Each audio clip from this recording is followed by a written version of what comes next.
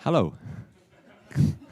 God dag og velkommen til Bergen Kunsthall og til Borealis. Jeg heter Peter Mingwell, kunstnerleder til Borealis Festival, og vi har her med vår årlige samarbeid med Kunsthallen og samtale-series Plattform. I dag på engelsk, så jeg skal snakke engelsk nå. We're very happy to have you all here. Thank you. This collaboration is a space where we bring our talks programs together to explore the spaces between music, sound, visual arts, ideas, theory, all those spaces that we share, and it's a real joy to be. Thank you to them for hosting us. When I applied for the job in 2014 to run Borealis, one of the things that I wanted to do, you always have to write your dream festival. Got the job. No, and I found this amazing gentleman called Bill Dietz, who I wrote to, and he said, no, you have to speak to this person called Axel Vida, who's just done a brilliant exhibition. So that those two people would be the people that we would invite back for a talk, not least because Axel Vida became the director of Bergen Kunsthall, where we are now. So it makes me very happy that we close the circle today. On Saturday, we will present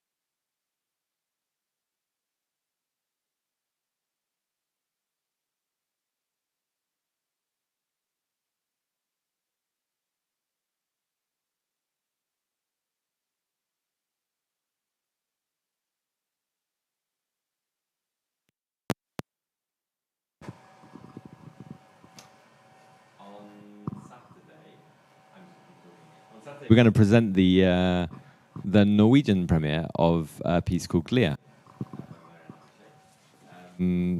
performed by Ensemble Contrechamps and members of Ensemble Zwischentöne and Bill Dietz.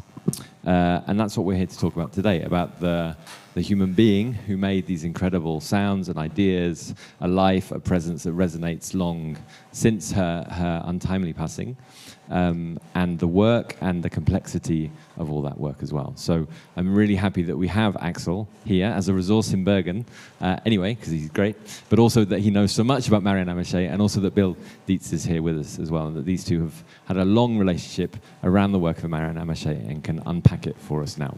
So please give them a big round of applause and welcome to the stage.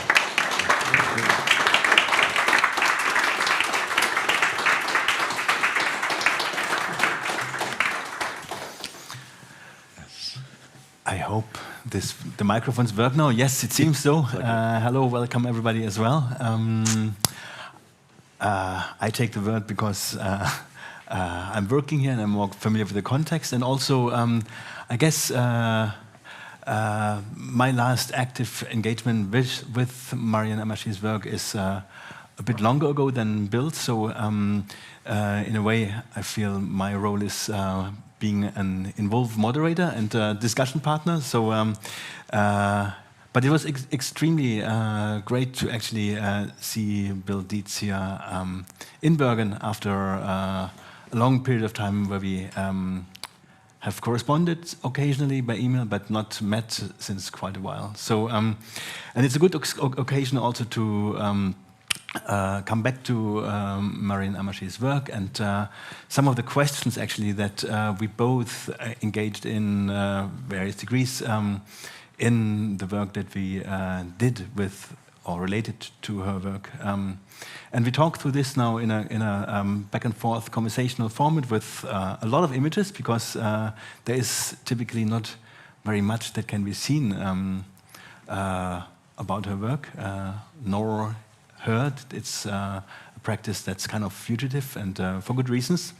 And so we prepared a presentation where we both will start with a kind of introduction into how we actually encountered Maryanne Amacher as a person, her work, and how we engage with this. And then that leads us to a part where we will talk a bit more about these questions related to dealing with the work that's so resistant against any form of commodification or even archiving, something that could be described as a work. And then, of course, we will also talk about GLIA, the piece that will be performed this Saturday with Bill Dietz in Osane as part of this year's Borealis Festival. And even though I've heard the piece before, I'm extremely happy to be able to hear it again after so many years. Yeah, and to start with, I think we thought to talk a bit about some biographical facts, like who is Maryanne, who was Maryanne Amacher? Yeah. No, thanks, Axel. Yeah, it's really great to be here. And like Axel was saying, I don't know, we were trying to figure out when we saw each other last, maybe 8 years ago or something like this. So it's great to return. And I think in the meantime, there has been a good amount of Amacher activity and presentation and archival work and publication, et cetera. But much of what we've done in the last 8 or 10 years was really spurred on by conversations with Axel, with the work that he did early on, the first exhibition after her death and things like this, and a lot of the sort of really generative conversations that we had back then. Ultimately, we'll land at GLIA, this piece, but I think we thought of today as kind of this extended preface, this extended disclaimer about what that work actually is and why it's so complex to talk about it as a work, and why, in a certain sense, it's wonderful that we can sort of hear it now, but it's also, in a certain sense, wrong. She would have never presented it in this kind of way, and very interesting conversation around that. In any case, yeah, we don't know what everyone knows about Amacher, and so we wanted to sort of, we thought initially anyway of starting with sort of this sort of silly, deep biographical sketch. And so you have like images like this. She was born in what's known as the Pennsylvania Wilds, very small town in western Pennsylvania. She was born in a town called Kane, but grew up in Renovo. I'm just going to sort of speed through this, and I'll get to the point in a moment.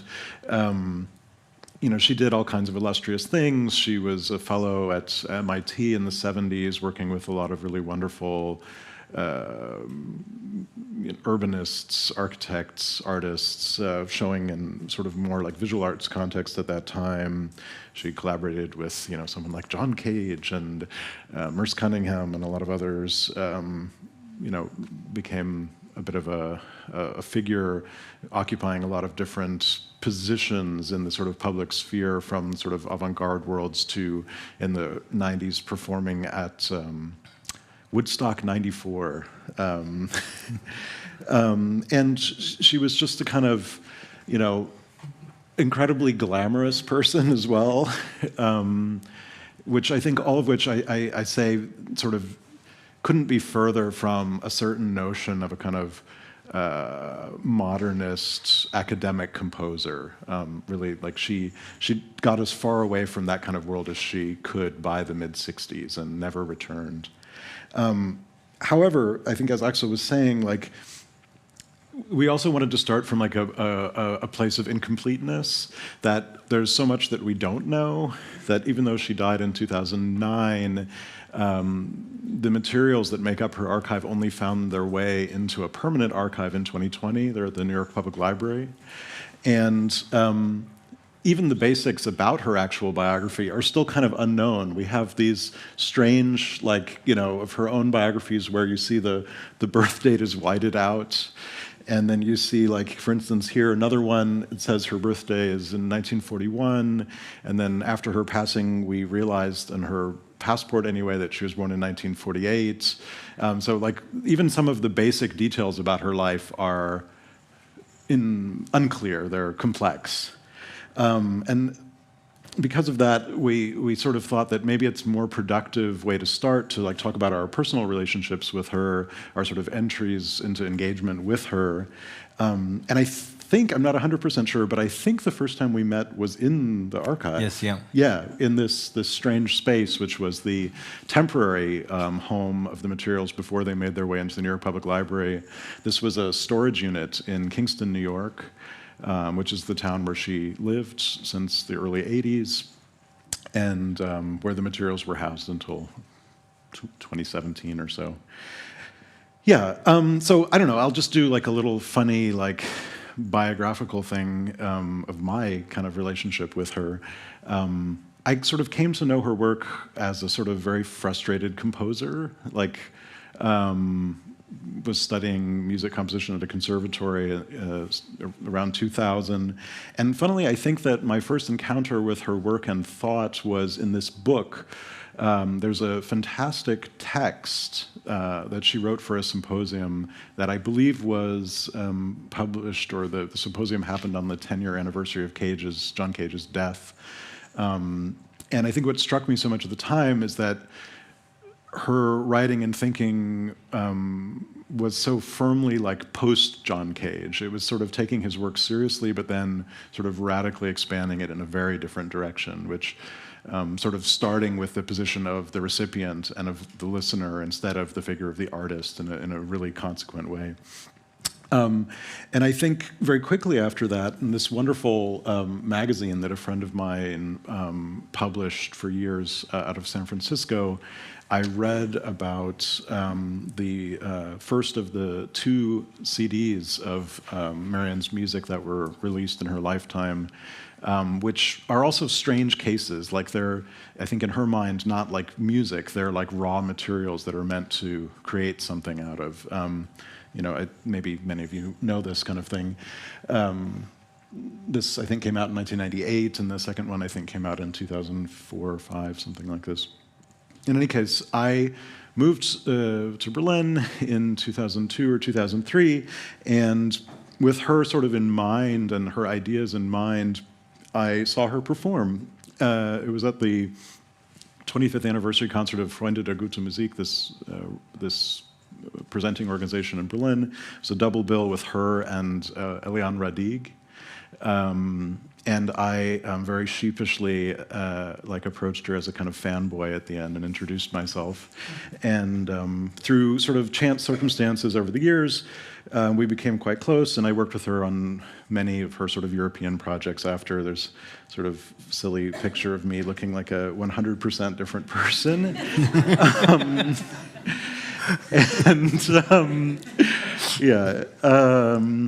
Yeah, and then just maybe one more little thing too, which is just a funny, I think, overlap intersection with Axel.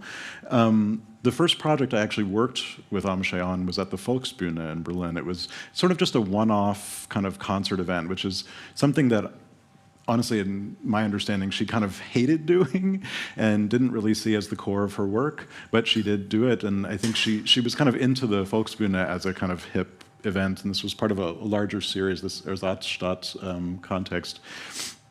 And this was 2005, we were just looking it up last night, and although we wouldn't meet for several years after, we were both in attendance there. And you, for the reason of the concert, because I lived in a neighborhood and was a frequent visitor of Volksbühne and the programs, and especially the programs that had a kind of focus on questions of the city and its relation to art. And I had no clue, and I don't think I actually understood much. And because my introduction to Maryanne Amacher's work happened later, and actually, interestingly, not from a music perspective, but from a visual art context, through a friend, an artist, A.R. Kava, with whom I worked at that time on an exhibition, and he suggested to invite Maryanne to this exhibition at Kunsthall Stuttgart, where I worked at the time in 2000. The show happened in 2009, so it must have been earlier. And I met Maryanne. That was the only time I met her in a while. She was in Cologne preparing a large installation piece at the Deutsche Brücke. Mm-hmm. Yeah.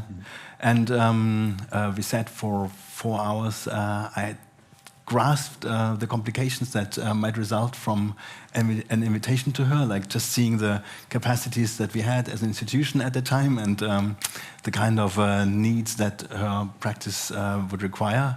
I tried to pretend everything is going to be okay, and it didn't work out in the end for health reasons and other reasons. And we did the show with A and his partner Sergei Cheretnin, both actually close friends of Maryanne and collaborators over many years. And I do think there were a lot of ideas of her work in that show.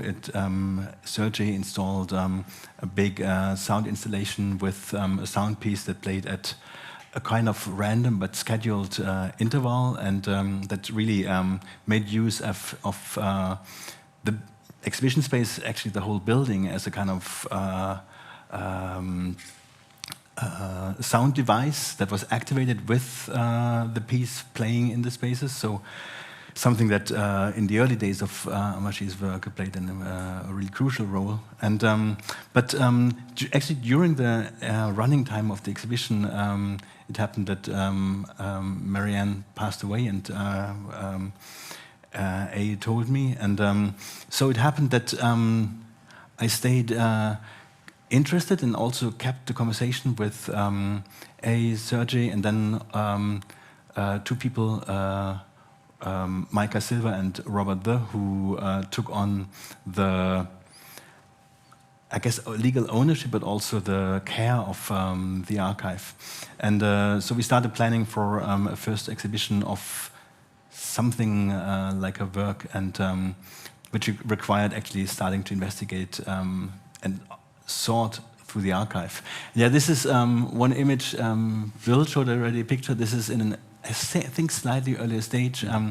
Working in the archive for us at that moment really meant going through material, photographing as much as we could. And what we realized is like, I guess if you say an archive, it sounds like an organized set of papers or so. This was like materials taken from her working spaces as they were, which was complicated but also very beautiful, because there was a kind of inherent logic which was difficult to decipher. And part of the archiving work was to keep everything actually as it was in its order, so that old papers were mixing with new ones, found clippings from newspaper with her own research notes, materials that she put together for applications, work documentation, etc., etc. And there was some kind of logic in, and it felt important to keep that. And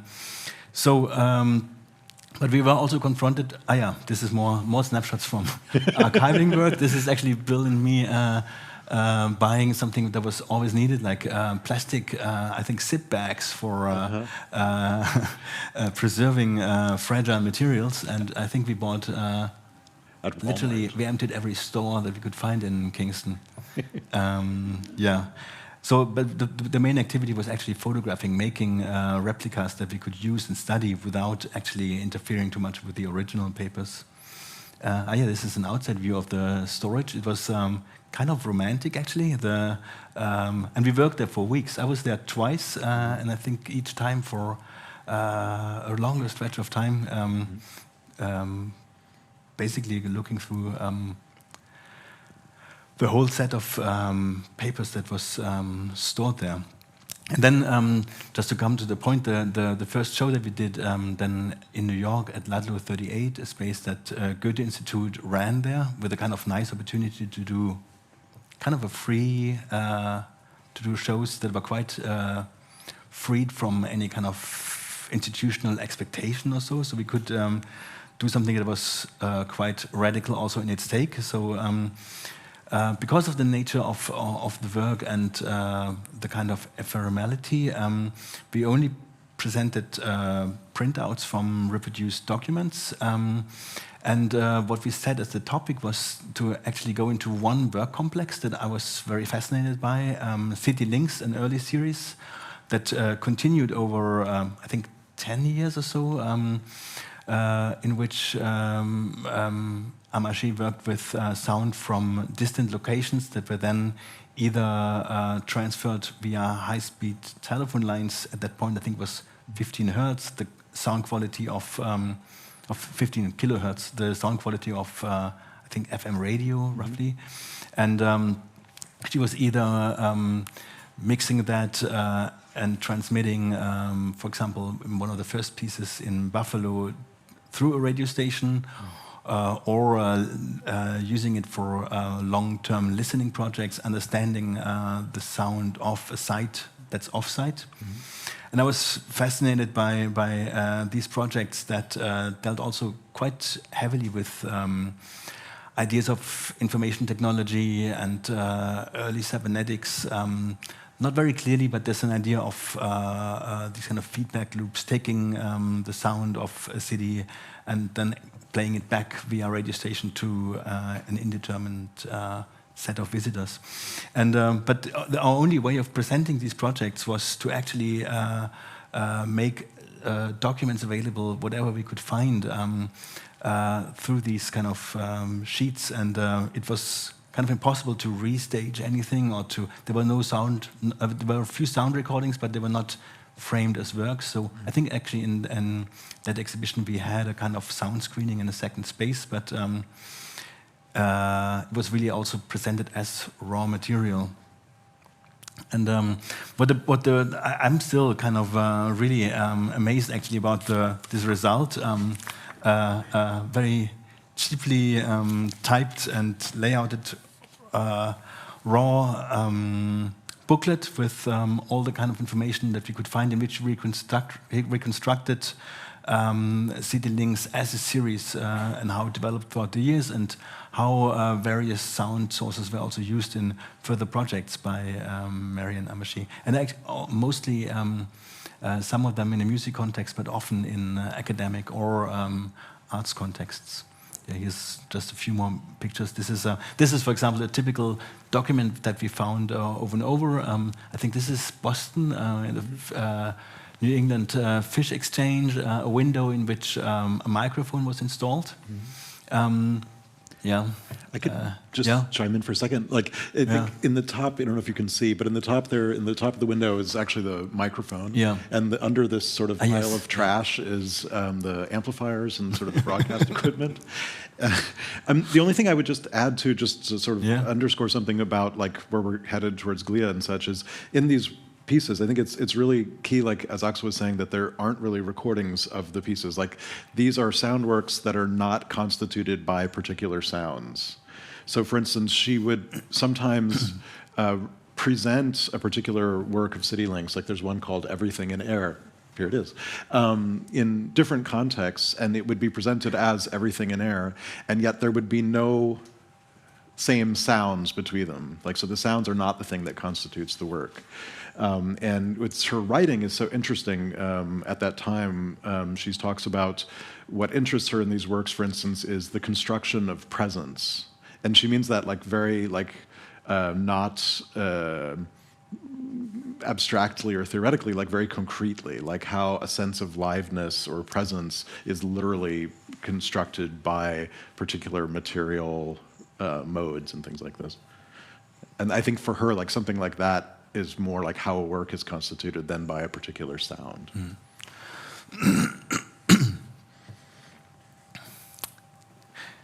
Yeah, this is then the second exhibition that we realized it actually only 2 years later, 2012, with the help of the DAAD in Berlin, where Maryanne was already an artist in resident in the 80s. Yeah, I think 87. Yeah. And they were also interested in actually continuing the work on the artist's work. And there we, after a second set of research, actually dared to show original materials. Under glass, it was a kind of timeline through City Links projects, aided by materials, and I don't think really you can't. Yeah, it was all original materials on the wall, on the table. It was a kind of staged research situation that guided visitors or people who were interested in through these materials. We also had a listening station and a research station, actually for a second project, Talent and Life, which at that point came into the focus of the exhibition. Here's a kind of close-up. Again, the CAF's brochure and some images from her time at MIT.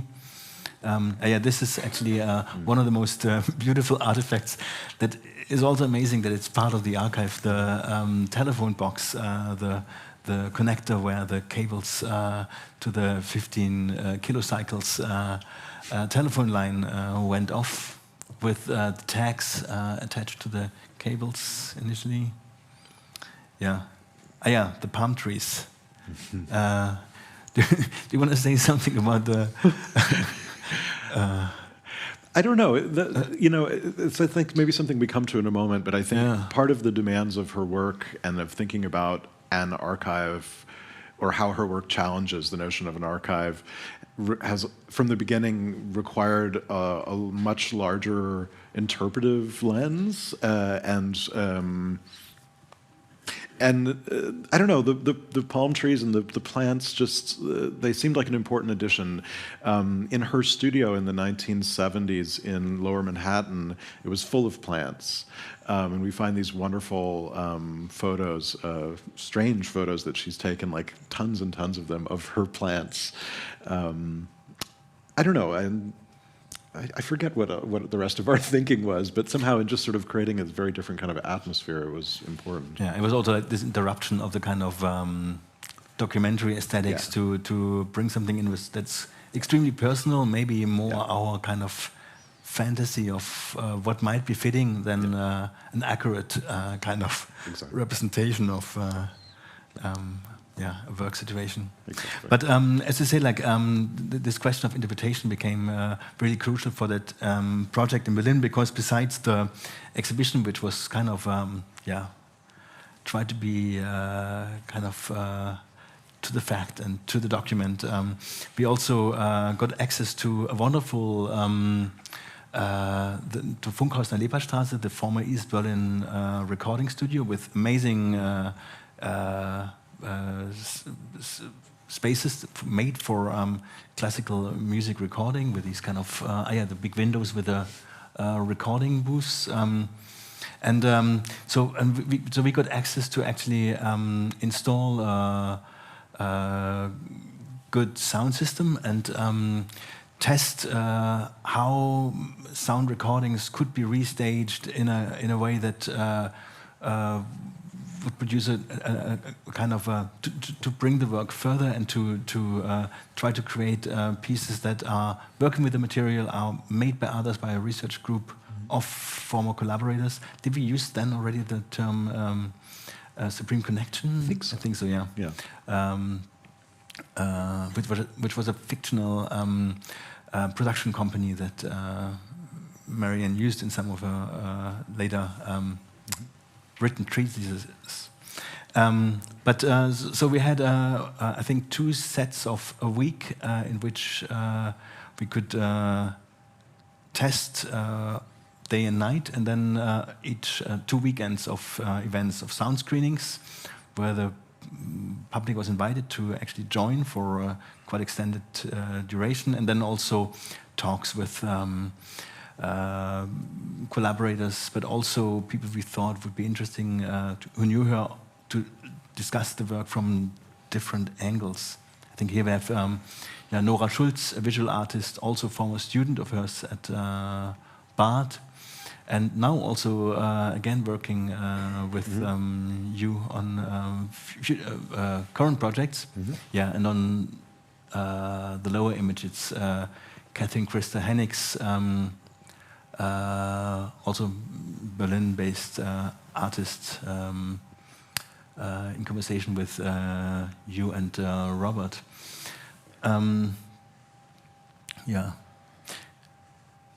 But I think this was extremely important to actually test out what's possible. How can we from today find a perspective on the work and use materials, but obviously also involve ourselves much more than trying to reconstitute an original work.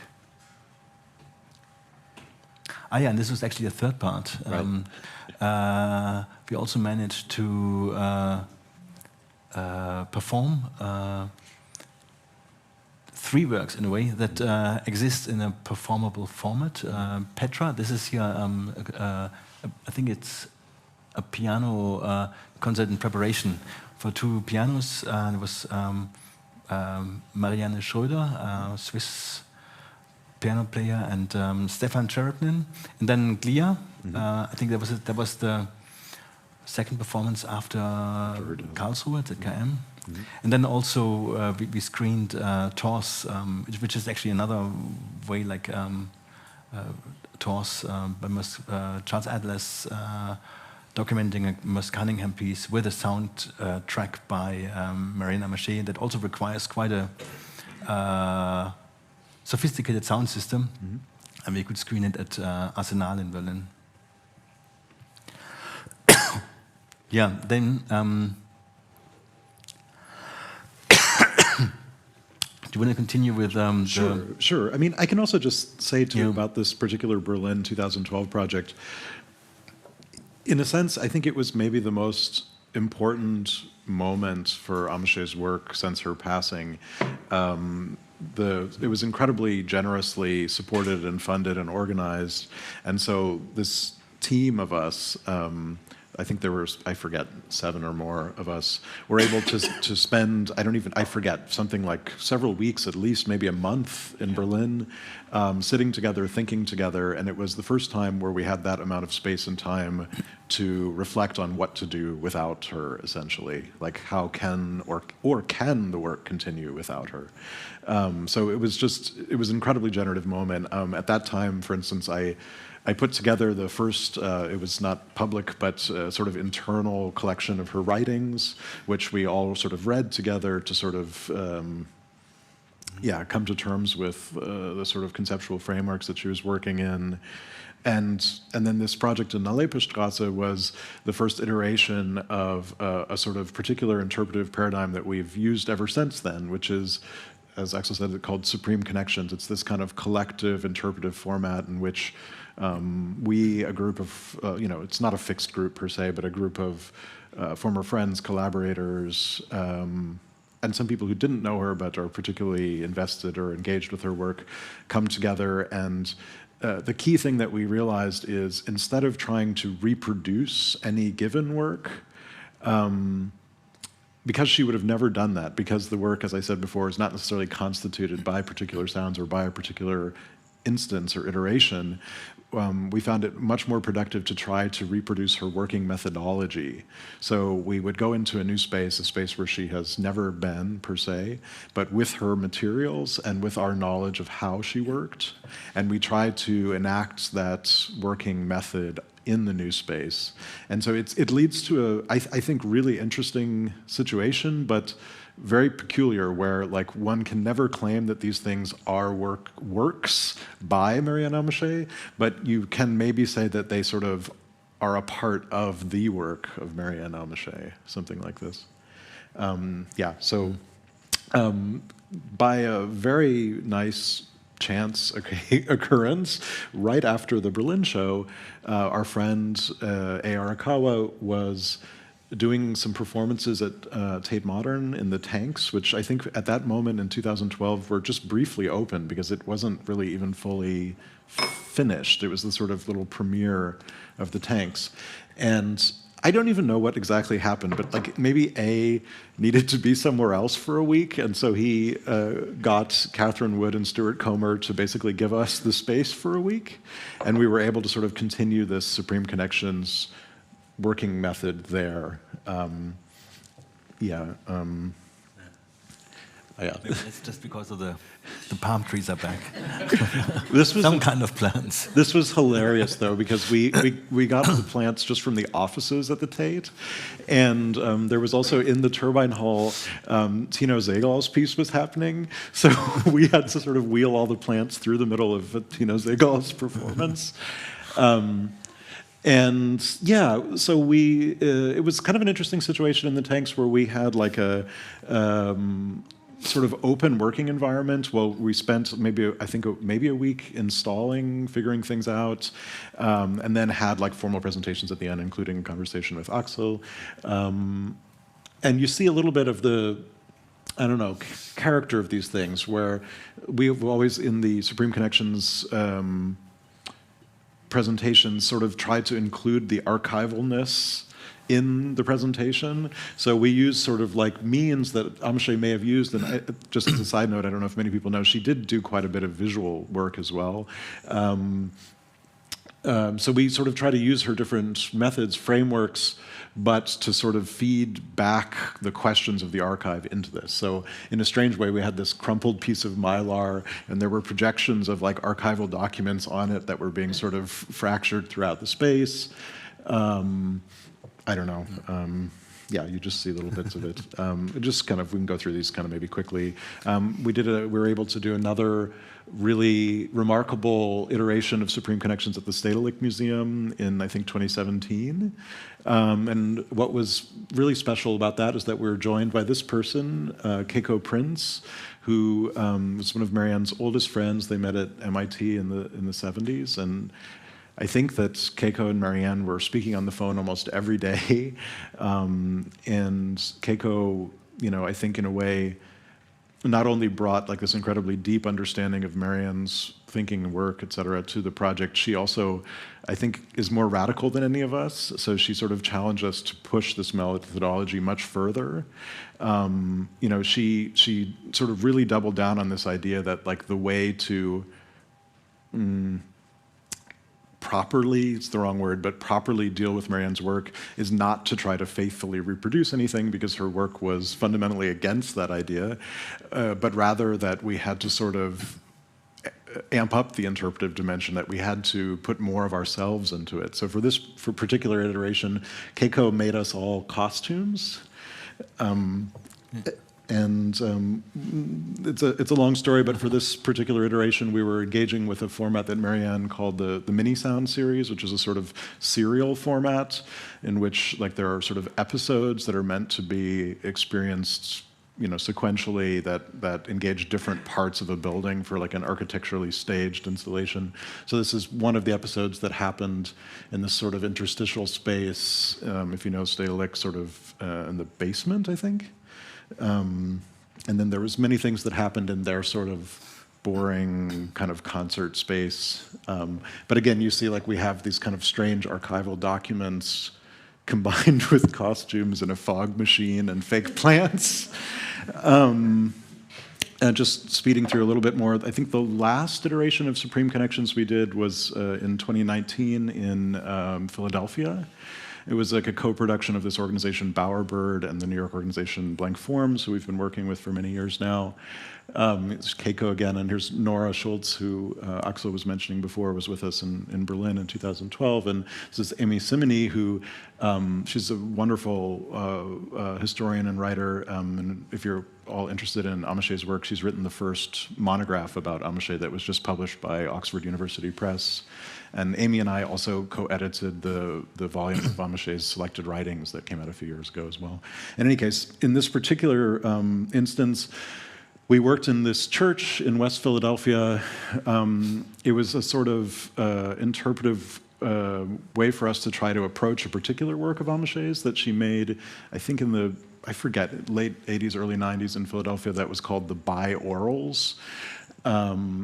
She worked also in a sort of sacred like church space with these projections.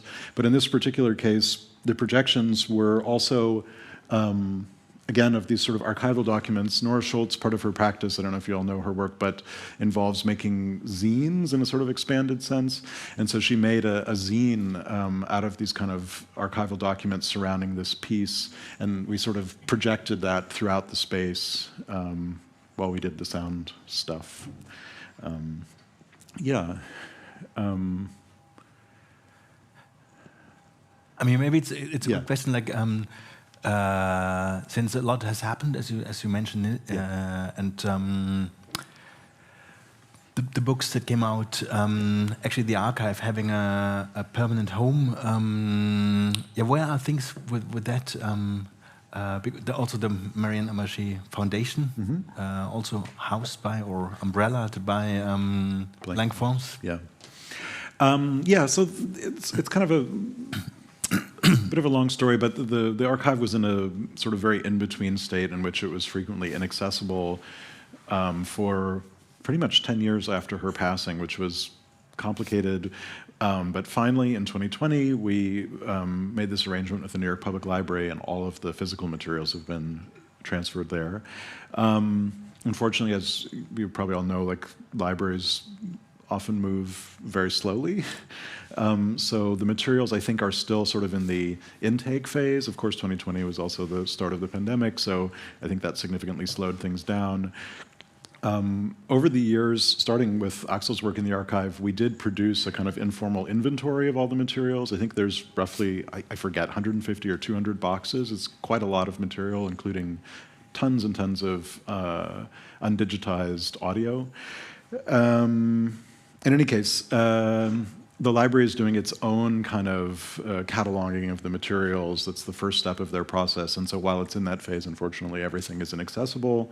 And I don't know when that will be finished. But once it is, it will be just totally normally accessible as a archival, as an archive at the New York Public Library. Blank Forms, we've partnered with the Maryanne Amacher Foundation, needed a sort of umbrella fiscal structure, and so we're working with them. Some of you may know Blank Forms does a lot of great presenting in New York, but also great publication. And so we hope to be publishing a lot of material with them. The first thing was the book of selected writings that came out, I think, also in 2020. And there are some ideas about next things, including the manuscript for Intelligent Life. It's an incredible document from the early 80s that was sort of like, for her while she was alive, a top secret document. It's a treatment for a science fiction television series that was meant to take place in 2022, I think. It's spectacular because she sort of, it really includes actual like screenplays and dialogue and such for this series, but also it includes sort of a history of the future written from 1981, 82, where she talks about like what happened in the 90s and things like that. It's a wonderful document. In any case, kind of connecting more to the archival questions that we're bringing up before, one of the things that with the foundation and Blank Forms we're thinking about a lot is like what form to actually present things in, to offer things in, to not like re-commodify or recodify the things into sort of discrete objects in a way that she fundamentally resisted her entire life. And so one of the ideas that we have is to sort of, as a form of publishing, to offer the kind of material packets or bundles.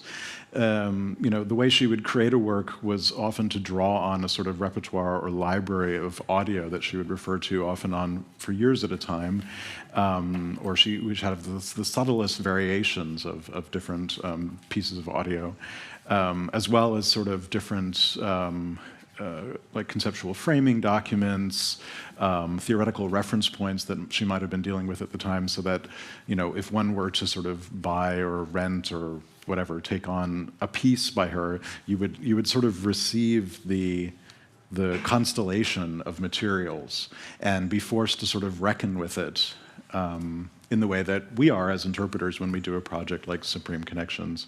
And somehow something like that, presenting the irresolution of the sort of status of the work, seems like a more consequent gesture, I think, than trying to sort of resolve it into something kind of clear and definable. Yeah.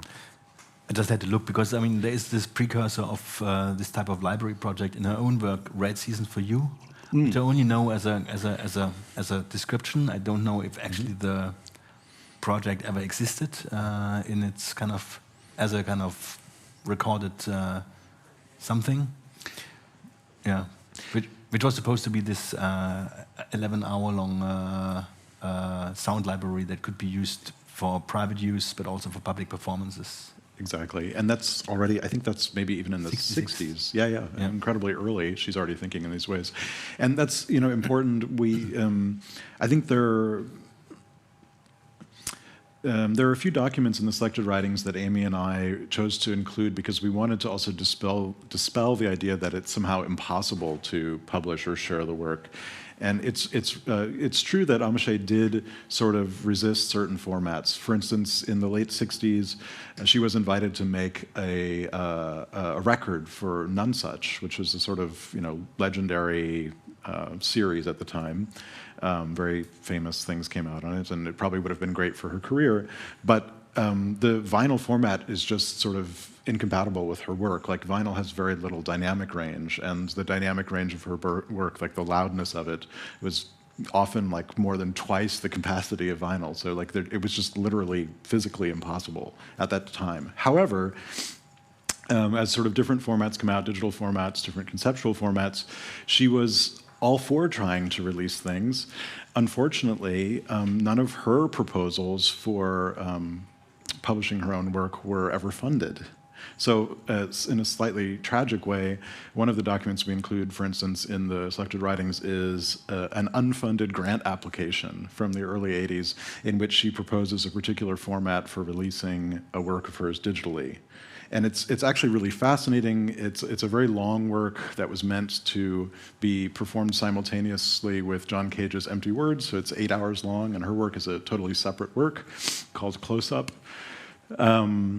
And her thinking there is great. Like, she talks about how like the live experience of a work like that is actually, in a certain sense, like almost the worst way to experience, because it's a kind of one-off experience in which you have to sit there durationally for 8 hours. It's probably uncomfortable, and you forget everything. And so she talks about thinking about the model of a book, that like the sort of home experience could be more like having this 8-hour work that you could dip into different parts of and really develop this long-term engagement with over time.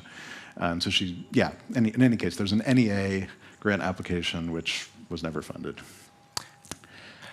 But it's actually, it's a question I'm just thinking about. But it's interesting because, so on the one hand, there's this kind of resistance towards commodification, the work as something that's closed off. On the other hand, there's an extreme interest in circuits of commodity circulation. Like you say, book, for example, which is something that's typically purchased and you own, actually, and or the interest in TV or in something simulcast, the simultaneous use of TV and radio, so like using also like more channels, so to speak. But there's an extreme interest in these circuits, early private TV stations, for example. So there's an extreme interest in these formats that typically are like modes of circulating commodities. Did you ever discuss that? Also, the library, this idea of the library, it's this kind of like homestead where basically a customer target. I mean, in a funny way, and this touches on a lot of different things. It's not something that I spoke about with her in that sense exactly, but the way I would frame it is a little differently. Like, I think for her, like, perceptual experience, sensory experience was always the most interesting question. And she writes and talks a lot about like an expanded notion of the human sensorium that like literally, physically, materially, in terms of sensation, in terms of touch, in terms of perception, we can do so much more than we are normally offered by most media. And so she talks about sort of activating different parts of our sensorium that make us aware that we can feel more in a funny way. And in any case, my point in saying that now is that I think she felt incredibly restricted by art and music presentation forms, that in a certain sense, presenting in a museum or in a concert setting were these incredibly normative formats that restricted the sort of sensory horizons of these things. And so I think like in the idea of like home experience, or the idea of use, of the way in which people use like a book or use a CD at home, there was actually for her an expanded capacity for experience in that. And so, like, the mini sound series thing that I mentioned a while ago, she explicitly models that on like TV, like serial formats. I think she mentioned somewhere like the American show Dallas, the sort of like the kind of way in which a serial format kind of mobilizes desire and sort of investment in something. And for her, like, that as a presentation format has more possibility than just like an object in a show. And she wants to sort of like open up that possibility that of course is normally attached to, you know, commercial interests and sort of normative information, but to use that format as a way to get to something else, something like that. Yeah. Let's talk about it later. Okay. No, I mean, because it's interesting, because there is, in architecture you find a similar interest in Archigram, for example, also producing these kind of home sets. Yeah. It's a kind of focus on the subject, on a kind of. It's also like something that tries to goes beyond the big institutions, that tries to destabilize power. Mm-hmm. But there's also like a slight kind of goes hand in hand with like the changing production that we call post-Fordism, also, which also kind of destabilizes production hierarchies. Totally. Yeah. But maybe should we come to GLIA. Yeah. I'm sorry, we've been talking so much and we haven't gotten to the thing that's supposed to be the point. But I mean, I think all of this is kind of maybe great kind of conceptual framing about why GLIA is such a weird thing. And I guess I'll try to go through it kind of quickly. So the short of it is, GLIA was made initially in 2005, I think, in Berlin, at the invitation of Peter Adlinger and I. And Peter Adlinger is an Austrian composer. He had an ensemble called Zwischentöne, and we were both interested in her work. I moved to Germany to work with Adlinger, and because he had this ensemble, we were able to commission her. And in a funny way, I think because of the sort of personal relationship, she was willing to engage with this, even though it was terribly funded and she made almost no money. And it happened only once. We did it at a place that at that time was called Tesla, which is this space in Mitte in Berlin, Podeville, it's also known as. And it's a piece for 7 live instruments and electronics. Very unusual in her work overall. It was, as I said ages ago, she kind of programmatically stopped working with Western classical instruments in the 60s. And was really deeply disinterested in the sort of recital format. In any case, and I would also say, like, I think it was very much an occasional thing for her. Like, I don't think she imagined that it would ever be repeated. I think she imagined that it might be developed further, that she would, there was actually a plan in 2009, the year she died, to invite her back to sort of perhaps continue with the project, but she would have never repeated it in the way that we're doing. In any case, there are only a few documents from that time that still exist. For instance, I think there's just 5 images. This is us working together in the space. A few of these people, if you come to the concert on Saturday, you'll see we have, I think, 3 of the original performers coming along who sort of have the memory of that. Just working, sort of Maryanne and Peter Adlinger, Maryanne sort of glamorously smoking. I don't know, these were just the only pictures I took at the time. This is her really, like, embarrassingly pitiful hotel room because we had, like, no money that she stayed in. And then I think when we were cleaning up, there was one of her cigarettes on a cobweb, like, floating outside the space. In any case. As I'm saying, it was really an exception in her work, very kind of odd thing, but she came very prepared. For instance, I discovered a lot of this only after her passing and working in the archive, like what materials actually were there. She brought this notebook, for instance. This is a sketch of like how it's set up. There's this kind of pyramid 3-tier format where the musicians sit, mixer and me, sort of loudspeaker positions. this is sort of sort of notes about the basic setup, the relationship between the musicians and the electronics. What's this one?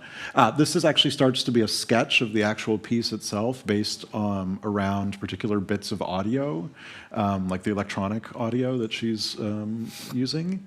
Yeah, this is the second part. Everything has, as always with her, these wonderful names. There's the Bartok chord and Woody and Wave 4. This is, yeah, just more sort of documents. She also came, which was sort of unexpected, and we weren't sure what how she would work with us. She came with like actual Western notation, and I can say a little bit more about how exactly this worked and what it meant for her in a moment. But this is sort of notation that accompanies the piece of audio called High Romance, number 4. She also has all these kind of note cards with sort of particular details about how the work was happening in performance. In any case, as I started working in the archive to sort of figure out what this piece was, where it came from, how she had actually been thinking about it, I discovered something really interesting, which is that the piece is actually modeled on an unrealized work from the 90s. She was commissioned by the Kronos String Quartet to make a piece for electronics and string quartet. And as I said, because she had totally gotten away from those kind of classical formats when she accepted this commission in the 90s. What is this, 93? For her, it required this like visionary, programmatic reimagining of what working with live musicians could even mean. And so there's this incredible and wonderful kind of conceptual document, which I'll come to in a second, where she sort of outlines this triangulation of audience, live performers, and electronics, and how those things interact. That's just fantastic. This piece, though, like many things in her life at the moment anyway, because we've not been able to do the proper research, is a bit of a mystery. It was... It's unclear to what degree it was finished. It was never performed. There's a very sad letter, maybe I think from 1998, so 5 years after this, in which the Kronos Quartet writes to her and says, like, you know, we're going to need the money back if we're not able to do this. Even stranger, it was listed as on the concert program, blah, blah, blah, somewhere on there, for Carnegie Hall in the 90s, but never happened. In any case, this wonderful document that I was mentioning outlines this totally different notion of the relationship between, in the format of the piece. Sorry, I'm a bit scattered, trying to go too quickly. There's some little bits of quotes from it. Essentially, the way the piece works, which expands a little on something I was saying before, is that the electronics and live musicians have this sort of mutually, for lack of a better word, explanatory function vis-a-vis us as listeners. So again, she's starting from the notion of us as listeners with this expanded sensorium, that we can feel and perceive more than we're even aware of, that more is happening in our ears and minds and in our processing of things than we're even aware of. And so she imagines this relationship in which the instruments help us to hear what we're actually hearing, so to speak. They become like a kind of hearing aid, or as she says, the composition ghost writes the listener's scenario, which is, I think, very beautiful.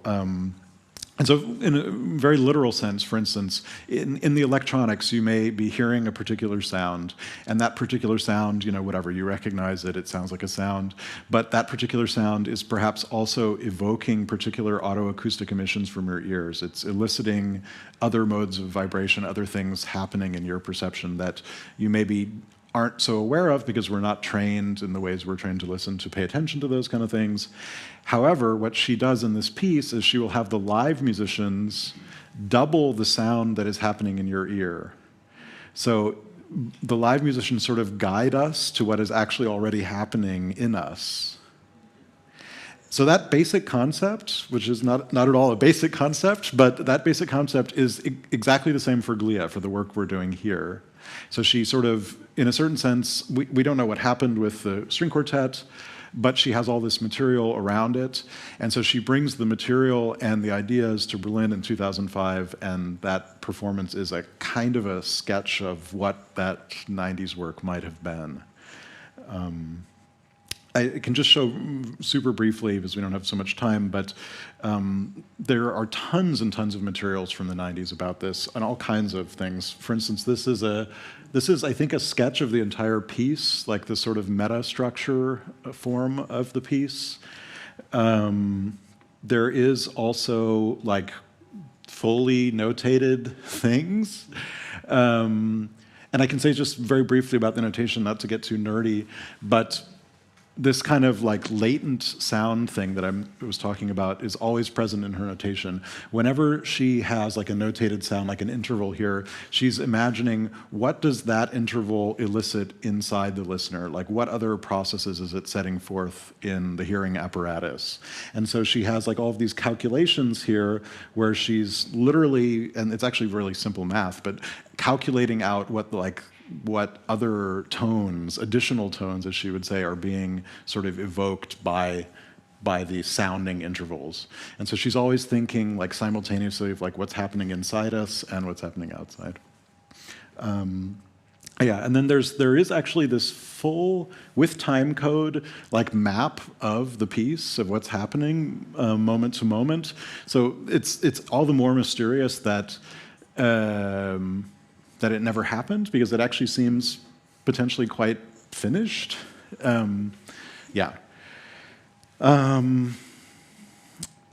And I don't know, I can continue or... Yeah, no, it's good. Okay. One other sort of funny anecdotal thing to bring in, that it's just sort of fun information to share.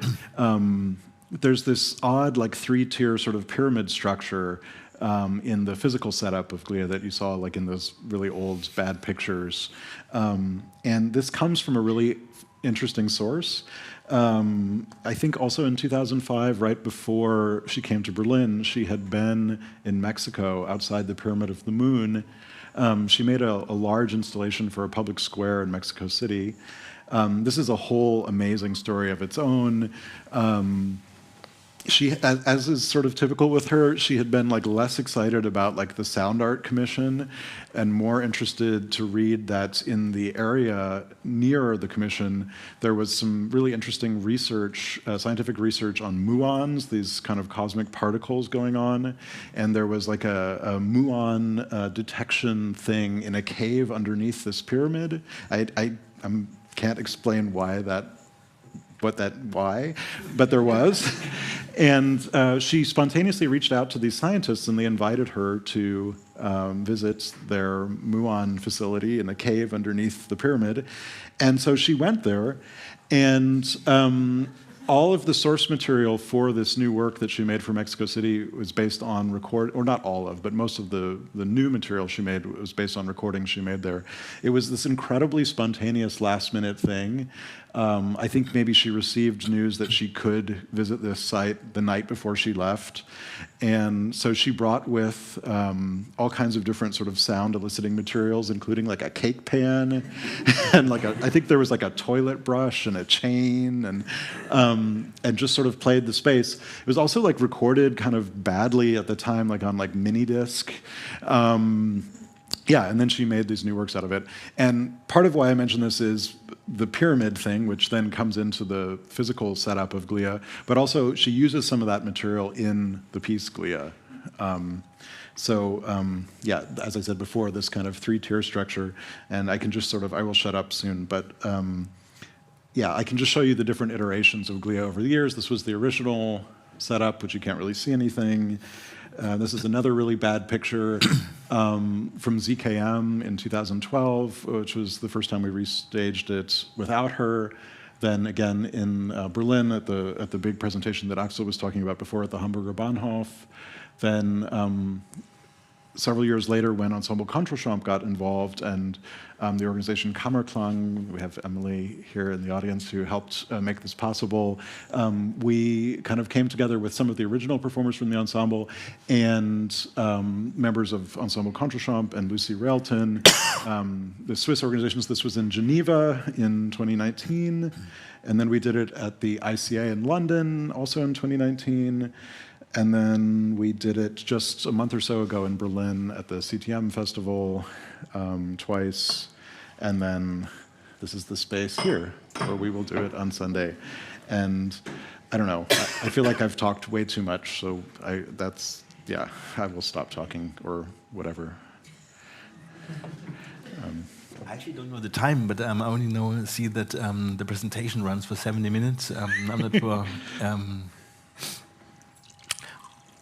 I mean, maybe we open for questions. I think you need a microphone. Sorry. Thank you. Well, you can carry on in just how the piece has evolved during those iterations that you've been doing, whether you've been approaching it differently. With GLIA. Yeah. That's an interesting question. I think because most often it's been a kind of one-off thing where we've had a limited amount of time, it's not developed so much. However, I think in the last few times we've done it, we've realized that it needs to develop. That sort of reproducing it faithfully again and again and again sort of gets further and further away from the spirit of her work. So I think we've realized more and more that we have a kind of responsibility to be more interpretive about it and to bring some of like the Supreme Connections kind of thinking and methodology to it. So I don't know how far it will go, but there are some little surprises for the Bergen realization where I think we're making our first few attempts at opening up the interpretive space of it around it a little bit more. And I think it's a bit of a strange situation. We have quite a few invitations to perform this now, which is sort of unexpected and sort of sad because she never in her lifetime had this amount of attention. But I think there will be then ample occasion to sort of figure out what that means, the sort of interpretive dimension in the next year or two. Yeah.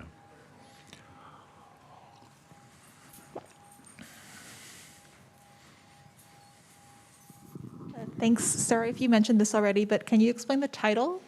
Oh, yeah, no, I didn't mention it, I don't think. So GLIA, I will probably say inaccurate things, but as I understand it, so the title of the string quartet was the Levi-Montalcini variations, and Rita Levi-Montalcini was a scientist who won the Nobel Prize, who she was very interested in, who did a lot of research about brain function. And the GLIA, I'm going to get this wrong, but roughly are sort of like the connectors between different synapses. It's a part of the brain structure. It's this super essential thing that makes communication between different synapses possible. And so I think she thought of that in an expanded way as about the relationship between like electronics, live musicians, and audience, sort of creating these glial relationships, something roughly like that.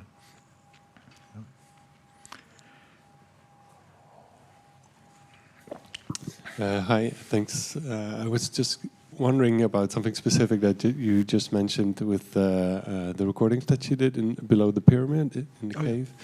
Is this a practice that she would use more often, where she would record site-specific improvisations with the space? And do you know what her thoughts were behind this process? It's another funny thing. How to put it? So because I was trying to say a little bit, I think for her the main thing was always listening, and in her writing, really since the 60s, she writes, that the center of her work are ways of hearing, that like how we hear something is as or maybe even more important than what we're hearing. And the reason I say that now is that she really emphasized creating listening situations over the creation of new material. So that meant practically that there was nothing against making new material, but she didn't do it very often. It happened when she was particularly inspired, but that wasn't the center of the work. Like the creation of new sounds was not at all what the work was about. And so I think she was just particularly inspired by this place and did it. But yeah, I don't know. It's very sporadic. It's just really not the center of things. And so some of the sounds she's working with consistently in different installations, different performances, might have been made in the 60s or the 70s. And she has this kind of repertoire of sound characters that she would use in different contexts. And you know, she often uses kind of scientific metaphors. And I think for her it was important to think about audio or sound characters, these sounds, as a kind of control group. Like if you're making a work that's meant to be about listening and listening through particular spaces, particular architectures, if you're kind of constantly doing that with different sounds, it's harder to hear the how. It's harder to hear what the space is adding, how the space is filtering things, transforming things. And so I think for her, sort of using these characters and reusing them was a way to put the space and the listening aspect sort of in the foreground of things. Yeah.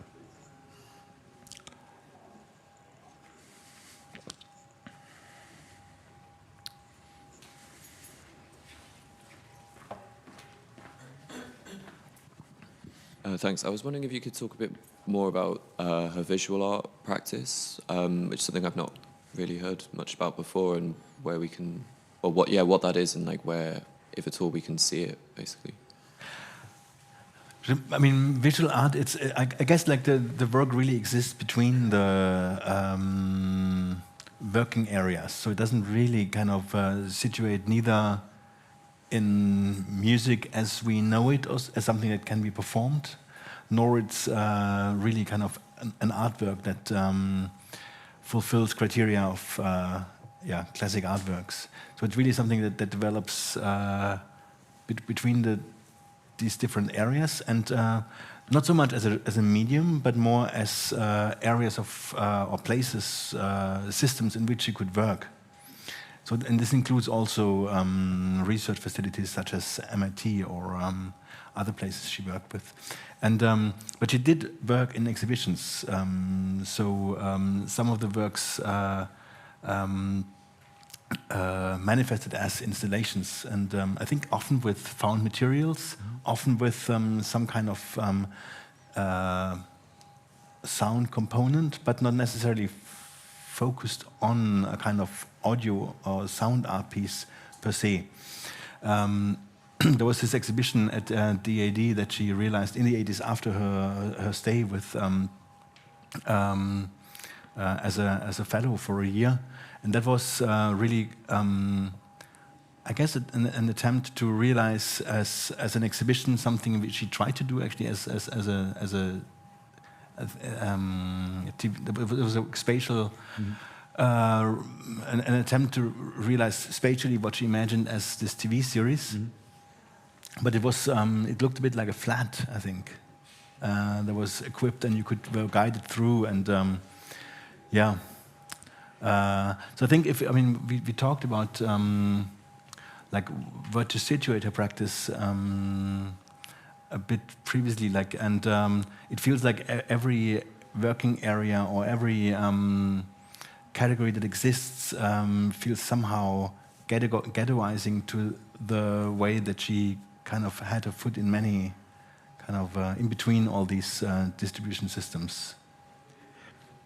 And so, like, there are like videos that she made and things like this. There are certain things, but I think exactly like Axel's saying, like, none of those things, including the sounds, none of them isolated are the work. And I don't think it makes sense to consider any of the isolated elements as works. Like they're components of a practice or something like this. Even though she did make incredibly specific things, there's a lot of found objects in the piece in Berlin from the 80s. She also borrowed props from the Deutsche Oper. So there was a mirror from Wozzeck or something, the Alban Berg opera, and like a sword from a Wagner opera, and like a lot of different things. And in like these videos that she made, some of them they don't work like the music per se, but some of them, like they will have like still images that pulse at different speeds and things like this. So they are. So she was very aware of, like, you know, early video art and things like this. She was very, or experimental film. She was very close friends with Hollis Frampton, for instance. yeah, again, like there aren't really works. Nothing is a work in a certain sense. Yeah.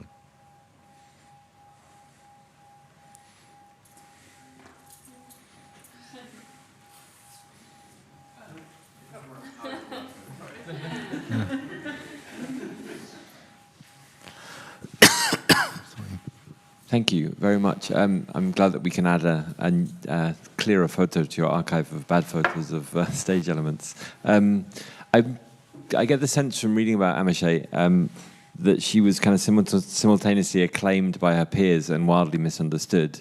And then in a kind of a parallel maybe to someone like Julius Eastman, she died in poverty and then is now becoming acclaimed posthumously. And I'm wondering if you could say something about this notion of her kind of disappearing from the earth without people knowing about her work in a way, and what the circumstances were around there. Yeah. There's so many different things in that. I mean, in a certain sense, she was sort of acclaimed. She did a lot of very prominent things. She got a lot of commissions. She was adored by a certain set of artists, young and old. It is, though, true that, and it's really rough, honestly, when one looks at the sort of practical aspects of her life. She never made enough money. She was never paid properly for things. She had this beautiful old 19th century house in Kingston, but at the time of her death, she was basically living in one room. I don't think there was a working shower. She could only heat one room. It was very, very rough circumstances. I don't know. In the introduction to the writings book, Amy and I actually quote something that Axel said, which I think is really astute, which is that sort of the emergence of sound art as a genre in the late 70s, early 80s was actually really terrible for her. It sort of isolated her work in terms of its sort of like the ways in which it could be understood and also the ways in which it could be conceptualized. In the 60s and 70s, she was often working in really expansive interdisciplinary contexts, but also in close proximity with like visual art contexts. She did a really big piece at the Walker Art Center in a show with, I don't know, with like Robert Smithson, and like there's a lot of different kind of things, contexts that she's circulating in at that time. And maybe in a slightly crude way, but one can also say that, like, you know, those worlds are worlds where there's different ideas about money and different scales of payment and things like this. And when sound art sort of becomes a thing, suddenly, like, her work is only shown in like these kind of contexts, which are often terribly underfunded. They're like conceptually often a bit closed-minded, and yeah, it's a really tricky thing. And I don't know, there's something really kind of sad about the posthumous embrace of her work. You know, we really, I don't know what to say.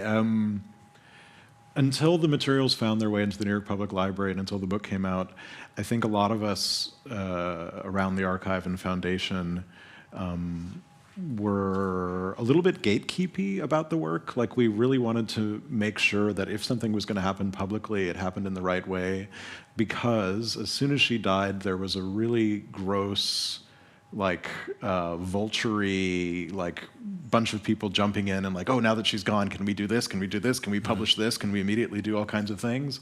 And so we felt like we had to sort of pretty aggressively say no to almost everything. And that's why, like, something like the project with Axel in Berlin in 2012 was so exceptional, because we were able to have this really generous, expansive time and space to think together and to try to come up with more complex solutions to things.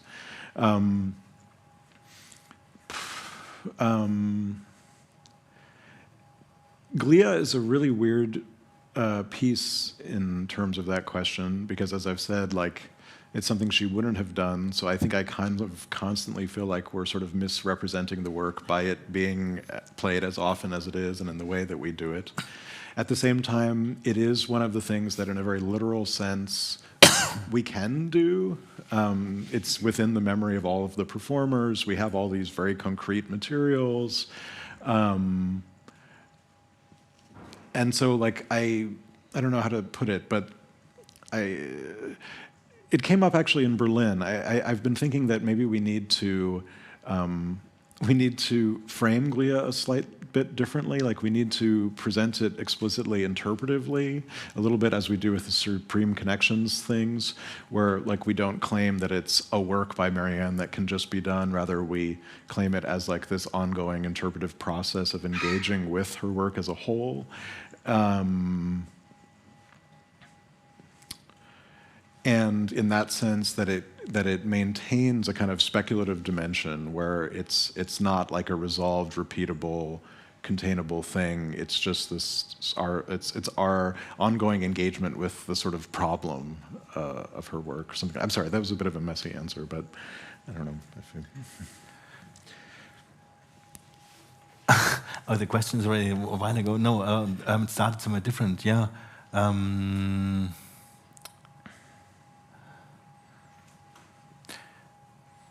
I mean, there's this ethical question, of course, like, how far is it like working against the intention of an artist? But on the one hand, this kind of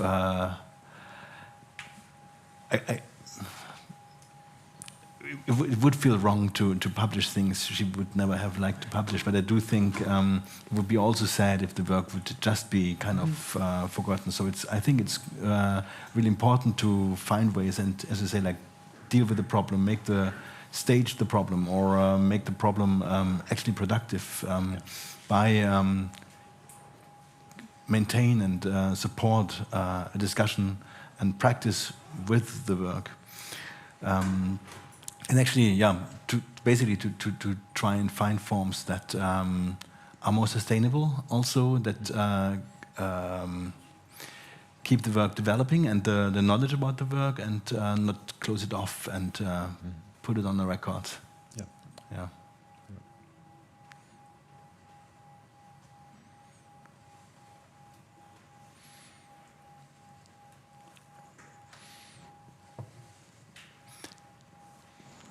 Maybe we've reached the end point of everybody's ability to listen, yeah. And yeah, thanks everybody for coming, and thank you Borealis for having the talk in the program, and looking very much forward to the performance on Saturday and all the kind of unexpected additions to the invitation. Yes. Great. Yeah, thanks everyone.